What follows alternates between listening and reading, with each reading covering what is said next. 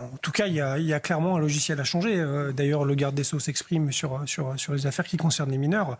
Je rappelle qu'en 2021, on a eu le code de justice pour mineurs qui a évolué avec, je trouve, quelque chose d'assez fondamental parce que je trouve que c'est symptomatique de ce qui nous arrive.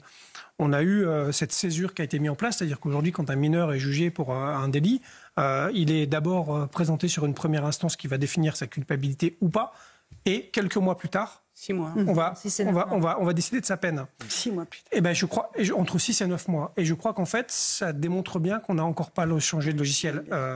Si on veut, entre guillemets, humblement donner quelques pistes, je pense que l'immédiateté et l'assurance d'être puni, c'est une première piste.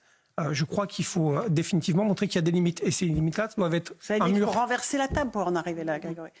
C'est oui, pas du tout dans le logiciel français. Une fois qu'on a posé le diagnostic. Pas du tout. Non, mais bien sûr, mais c'est ce que je vous dis. Malheureusement, en 2021, on aurait pu avoir l'occasion de se dire, OK, on a une ultra-violence chez les mineurs qui monte, c'est une réalité. On ne change pas de paradigme parce qu'on est toujours sur l'ordonnance de 45 en se disant, pardon, un mineur, c'est un édifice en construction, donc on essaye de ne pas le fragiliser. Oui, c'est ça, la logique. On n'a pas changé. Vous avez raison. Merci pour ces explications. Qu'est-ce que ça changerait concrètement, Grégory Joron?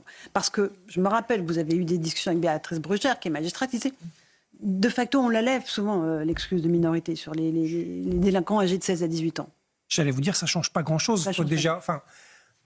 On prend le problème à l'envers. Il faut déjà savoir comment on traite nos majeurs. Oui. Parce que globalement, si on commence à dire les peines sont divisées par 2, imaginez bien que quand on voit la difficulté aujourd'hui d'avoir une peine d'emprisonnement après un parcours multi-réitérant, et globalement c'est vraiment ça le sujet. Je pense que mineur ou pas, finalement ça change pas grand-chose premièrement. Si ensuite la baguette magique, honnêtement, de l'augmentation de peine fonctionnait, ça aurait fonctionné avec les rodéos. Je rappelle que les rodéos, c'était puni de 6 mois d'emprisonnement fut une époque, ça a été durci, où on a dit attention, on va y aller très fort sur les rodéos, on va montrer qu'on est ferme, on a monté la peine du rodéo simple à 1 an, et puis dans le même temps, on a pris une circulaire dite Belloubet de 2019, où on aménage toutes les peines d'1 an de prison.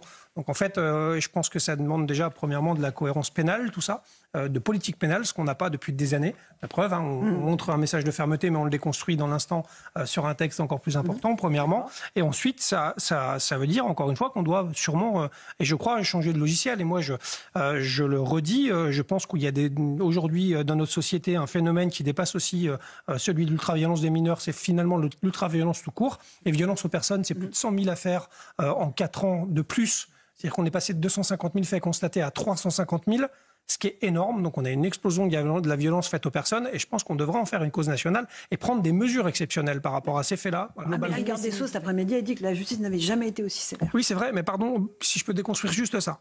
Parce qu'il a raison. Construisez, allez-y. Voilà, juste ça, parce que alors je vais pas m'en faire un ami, tant pis, mais je pense que la justice sera de plus en plus sévère si on parle factuellement. C'est-à-dire qu'aujourd'hui, les peines prononcées sont, c'est vrai, très sévères.